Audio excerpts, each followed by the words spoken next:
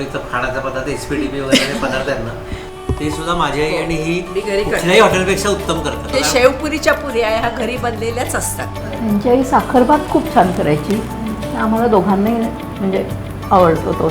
तसं तेजसला पण आवडतो, मला आवडतो, बाबांना सगळ्यांनाच आवडतो. आज मी जेव्हा ही वही हातात घेते तेव्हा प्रत्येक पानासोबत नुसत्या पाककृतीच नाही तर एक एक वेगळ्या आठवणींना उजाळा मिळतो. जुना वारसा जो मला आईकडनं, सासूबाईंकडनं आणि आजीकडनं मिळाला, पण आपण जपलं पाहिजे ते म्हणजे त्यातला भाव. मला नक्कीच असं वाटतं की तुमच्याही कुटुंबात अशा रेसिपीज, असा वारसा आम्हाला जाणून घ्यायला आवडेल. त्यासाठी मी आवर्जून सांगू इच्छिते की तुम्ही तुमच्या घरच्या या संस्कृतीचा वारसा आणि नात्यातलाच गोडवा टिकवा आणि पुढेही वाढवा.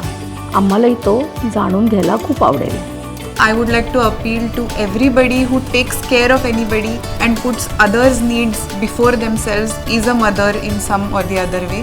आईची भीती वाटते की अरे बापरे हे मी केलं तर आई काय म्हणेल, आणि मुलींची भीती वाटते की ज्या आता मुली म्हणतात की अगं तुझ्या मनासारखं तू करायला कशाला घाबरते. अशा सगळ्या माझ्या जनरेशनच्या आयांना हॅपी मदर्स डे.